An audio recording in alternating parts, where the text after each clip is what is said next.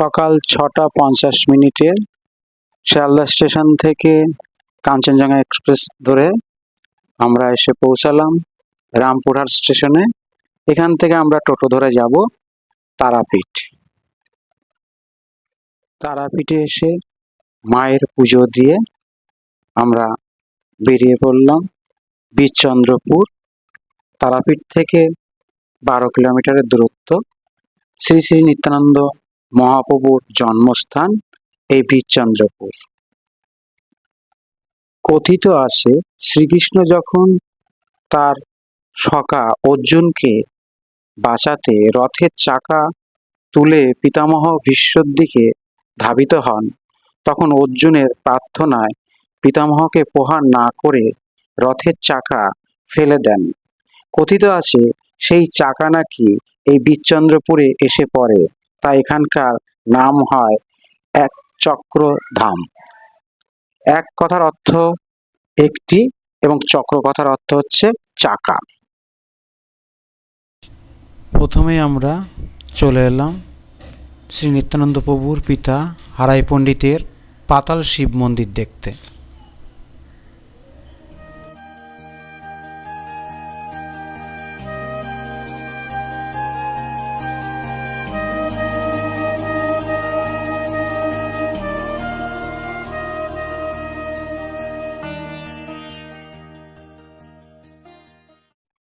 এবার আমরা যাব জগন্নাথ মন্দির দর্শনে।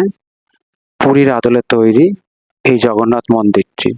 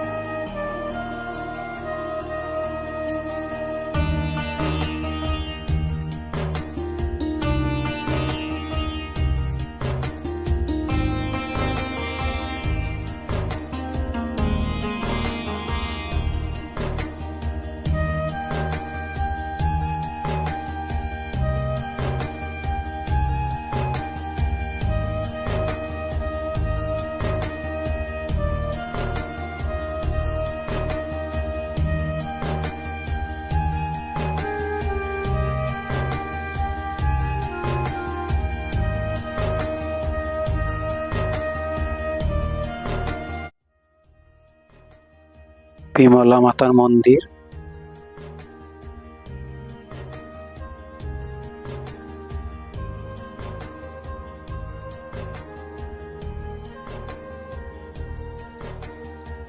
এখানে ভিডিও করা সম্পূর্ণ নিষেধ।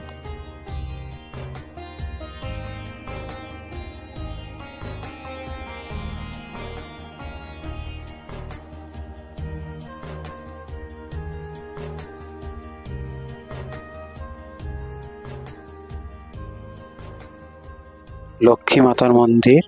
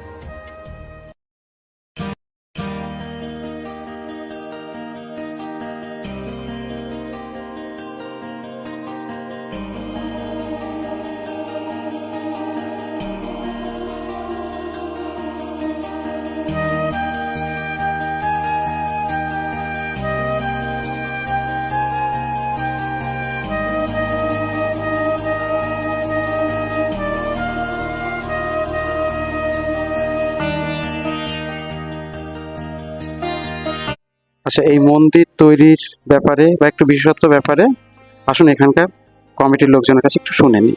জয় নিতাই, জয় জগন্নাথ।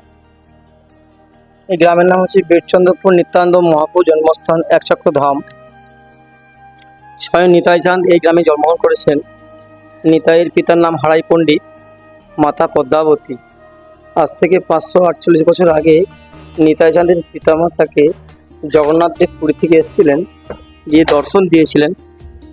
তখন থেকে আমাদের এই জগন্নাথ দেবের বিগ্রহ সেবাটা, এই মন্দির ইনি তৈরি করেছেন অনন্ত শরণদাস বাবাজি মহারাজ। এই ছবিটা দেখছেন এখানে, ইনি অনন্ত মহারাজ, ইনি মন্দিরে প্রতিষ্ঠিত। একটা পুকুর ছিল, এই পুকুরের মধ্যে মন্দির ইনি তৈরি করেছেন। আর জগন্নাথ দেবের ছোট মন্দির নিচে ছিল, ওই যে সিঁড়িটা দেখছেন নিচে, ওই সিঁড়ির নিচে মন্দির রয়েছে, ছোট ছিল, ওটা এখন অফিস ঘর করা হয়েছে। তো নিতাই চাঁদ এখানে একটা মন্দির তৈরি করেছে। নিতাই পিতা হারাই পণ্ডিত, শিব মন্দির। ওই শিব মন্দিরটা উনি পুজো করতেন। পাশে দেখবেন সাইডে আছে।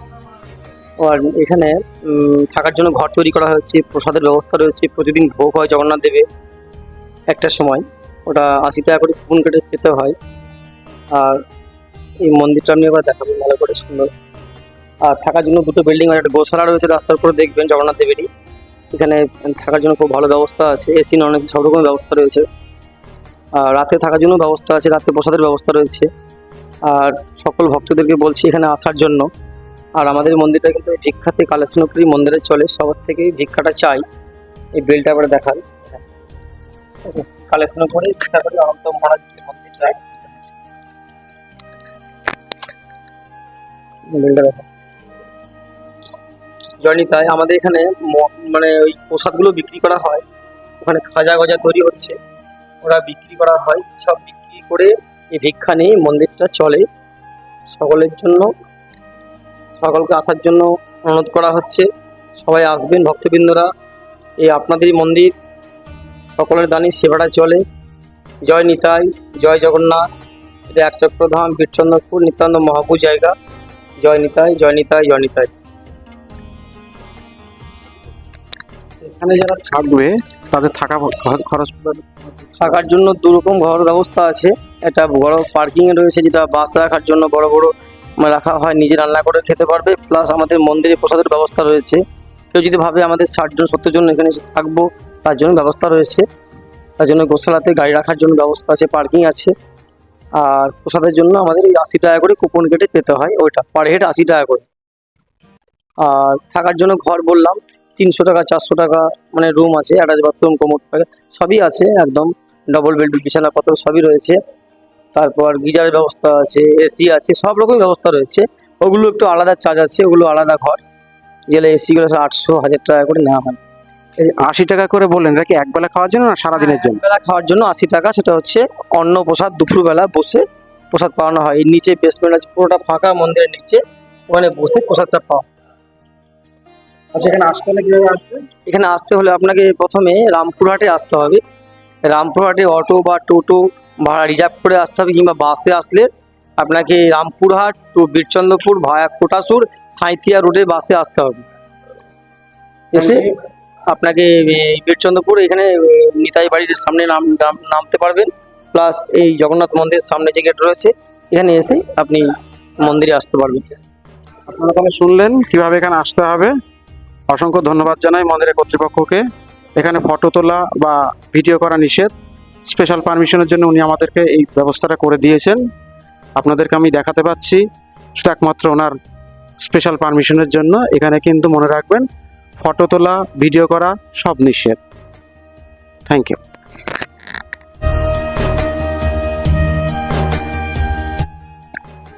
এবার আমরা যাব গুপ্ত বৃন্দাবন, অর্থাৎ বাঁকারায়ের মন্দির।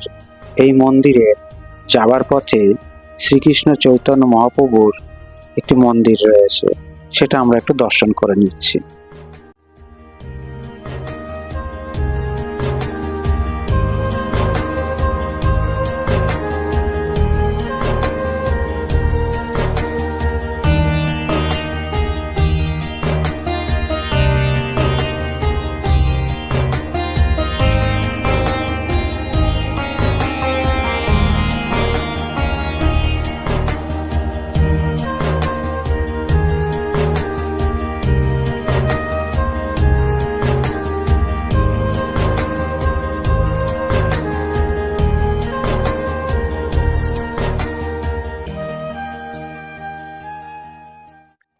আমরা চলে এলাম বাঁকারায়ণ মন্দিরে।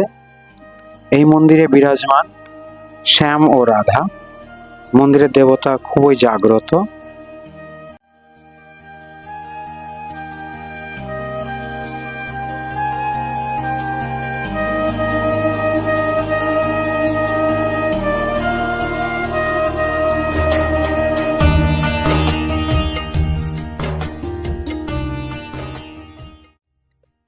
এবার আমরা যাচ্ছি ইস্কনের মন্দির।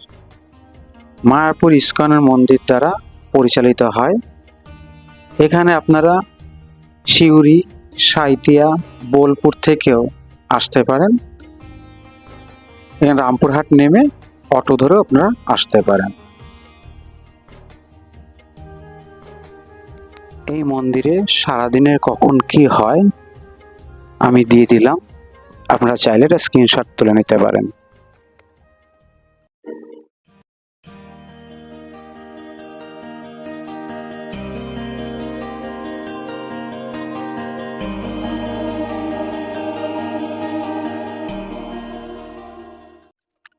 এই মন্দিরে ভোগের ব্যবস্থা আছে। আপনারা ভোগ খেতে চাইলে এখানে কুপন কাটতে হবে। রাজভোগ 125 টাকা, এমনি ভোগ 70 টাকা করে।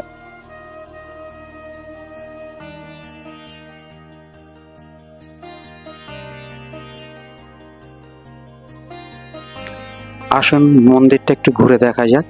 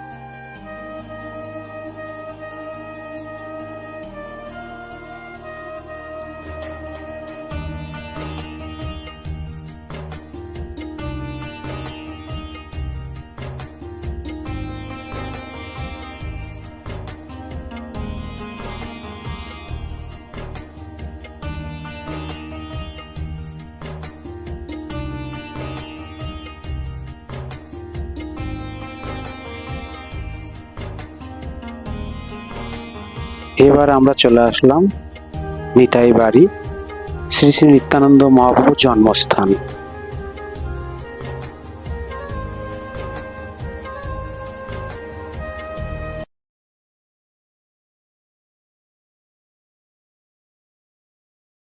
মন্দিরের ভিতরে মোবাইল বা ক্যামেরা অ্যালাউ না থাকায় বাইরে থেকে আপনাদের যতটা পাচ্ছি দেখানোর চেষ্টা করছি।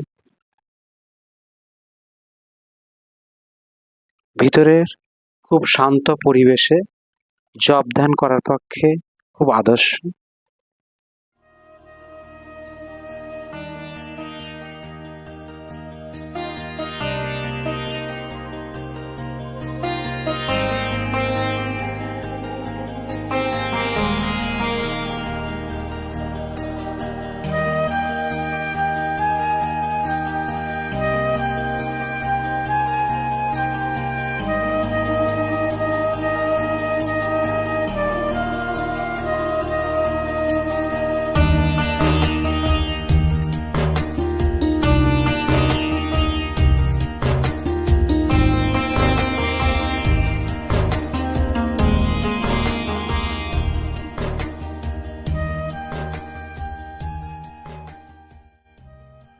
এবার আমরা এলাম গৌরী মঠ। খুব শান্ত পরিবেশ।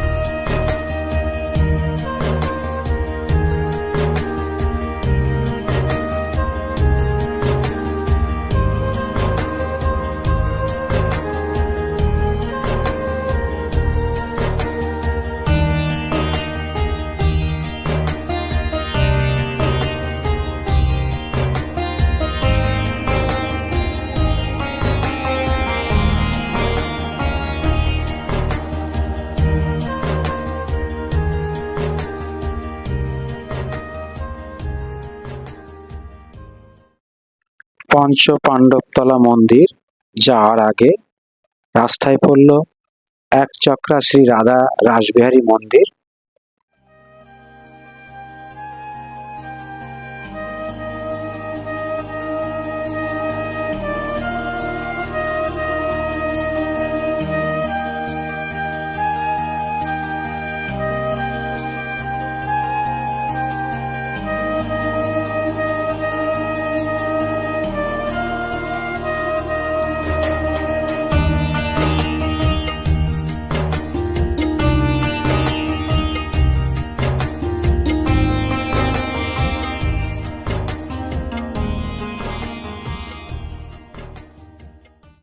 পঞ্চ পাণ্ডবতলা মন্দির, একটি গাছের নিচেই এই মন্দিরটি অবস্থিত।